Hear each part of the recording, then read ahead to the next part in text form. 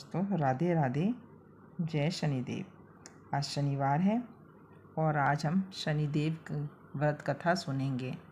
उससे पहले अगर आप मेरे चैनल में नए हैं तो प्लीज़ मेरे चैनल को लाइक सब्सक्राइब ज़रूर कीजिएगा, क्योंकि मुझे आप सबके सपोर्ट की बहुत ज़रूरत है। चलो कथा श्रवण करते हैं। एक समय स्वर्गलोक में सबसे बड़ा कौन है के प्रश्न पर 9 ग्रहों में वाद विवाद हो गया। विवाद इतना बड़ा कि परस्पर भयंकर युद्ध की स्थिति बन गई। निर्णय के लिए सभी देवता देवराज इंद्र के पास पहुँचे और बोले, हे देवराज, आपको निर्णय करना होगा कि हम में से सबसे बड़ा कौन है। देवताओं का प्रश्न सुनकर देवराज इंद्र उलझन में पड़ गए। इंद्र बोले, मैं इस प्रश्न का उत्तर देने में असमर्थ हूँ। हम सभी पृथ्वीलोक में उज्जैनी नगरी में राजा विक्रमादित्य के पास चलते हैं। देवराज इंद्र सहित सभी ग्रह उज्जैनी नगरी पहुँचे। महल में पहुंचकर जब देवताओं ने उनसे अपना प्रश्न पूछा तो राजा विक्रमादित्य भी कुछ देर के लिए परेशान हो उठे, क्योंकि सभी देवता अपनी अपनी शक्तियों के कारण महान थे। किसी को भी छोटा या बड़ा कह देने से उनके क्रोध के प्रकोप से भयंकर हानि पहुंच सकती थी। अचानक राजा विक्रमादित्य को एक उपाय सूझा और उन्होंने विभिन्न धातुओं स्वर्ण, रजत, कांसा, ताम्र, रांगा, जस्ता, अभ्रक व लोहे के 9 आसन बनवाए। धातुओं के गुणों के अनुसार सभी आसनों को एक दूसरे के पीछे रखवाकर उन्होंने देवताओं को अपने अपने सिंहासन पर बैठने को कहा। देवताओं के बैठने के बाद राजा विक्रमादित्य ने कहा, आपका निर्णय तो स्वयं ही हो गया है। जो सबसे पहले सिंहासन पर विराजमान है वही सबसे बड़ा है। राजा विक्रमादित्य के निर्णय को सुनकर शनि देवता ने सबसे पीछे आसन पर बैठने के कारण अपने को छोटा जानकर क्रोधित होकर कहा, राजा विक्रमादित्य, तुमने मुझे सबसे पीछे बैठाकर मेरा अपमान किया है। तुम मेरी शक्तियों से परिचित नहीं हो। मैं तुम्हारा सर्वनाश कर दूंगा। शनि ने कहा, सूर्य एक राशि पर 1 महीना, चंद्रमा 2.25 महीना, मंगल 1.5 महीना, बुध और शुक्र 1 महीना, बृहस्पति 13 महीना रहते हैं, लेकिन मैं किसी राशि पर 7.5 वर्ष तक रहता हूँ। बड़े बड़े देवताओं को मैंने अपने प्रकोप से पीड़ित किया है। राम को 7.5 के कारण ही वन में जाकर रहना पड़ा और रावण को 7.5 के कारण ही युद्ध में मृत्यु का शिकार बनना पड़ा। राजा, अब तू मेरे प्रकोप से नहीं बच सकेगा। इसके बाद अन्य ग्रहों के देवता तो प्रसन्नता के साथ चले गए, परंतु शनिदेव बड़े क्रोध के साथ वहां से विदा हुए। राजा विक्रमादित्य पहले की तरह ही न्याय करते रहे। उनके राज्य में सभी स्त्री पुरुष बहुत आनंद से जीवन यापन कर रहे थे। कुछ दिन ऐसे ही बीत गए। उधर शनि देवता अपने अपमान को भूले नहीं थे।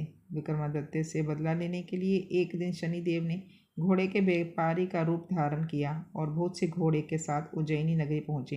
राजा विक्रमादित्य ने राज्य में किसी घोड़े के व्यापारी के आने का समाचार सुना तो अपने अश्वपाल को कुछ घोड़े खरीदने के लिए भेजा।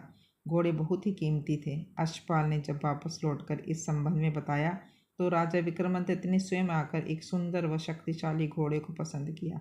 घोड़े की चाल देखने के लिए राजा उस घोड़े पर सवार हुए तो वह घोड़ा बिजली की गति से दौड़ पड़ा। तेजी से दौड़ता घोड़ा राजा को दूर एक घने जंगल में ले गया और फिर राजा को वहां गिराकर जंगल में कहीं गायब हो गया। राजा अपने नगर के लिए लौटने के लिए जंगल में भटकने लगा, लेकिन उन्हें लौटने का कोई रास्ता नहीं मिला। राजा को भूख प्यास लग गई। बहुत घूमने पर उसे एक चरवाहा मिला। राजा ने उससे पानी मांगा। पानी पीकर राजा ने उस चरवाहे को अपनी अंगूठी दे दी। फिर उससे रास्ता पूछकर वह जंगल में निकलकर पास के नगर में पहुंचा। राजा ने एक सेठ की दुकान में बैठकर कुछ देर आराम किया। उस सेठ ने राजा से बातचीत की तो राजा ने उसे बताया कि वह उज्जैनी नगरी से आया है। राजा के कुछ देर दुकान पर बैठने से सेठ की बहुत बिक्री हुई।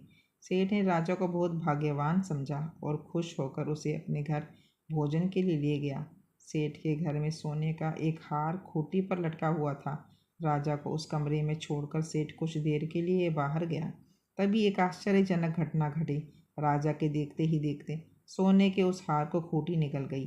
सेठ ने कमरे में लौटकर हार को गायब देखा तो चोरी का संदेह राजा पर ही किया, क्योंकि उस कमरे में राजा ही अकेला बैठा था। सेठ ने अपने नौकरों से कहा, इस परदेशी को रस्सियों से बांधकर नगर के राजा के पास ले चलो। राजा ने विक्रमादित्य से हार के बारे में पूछा तो उसने बताया कि उसके देखते ही देखते खूंटी ने हार निकल लिया। इस पर राजा ने क्रोधित होकर चोरी करने के अपराध में विक्रमादित्य के हाथ पांव काटने का आदेश दिया। राजा विक्रमादित्य के हाथ पांव काटकर उसे नगर की सड़क पर छोड़ दिया गया।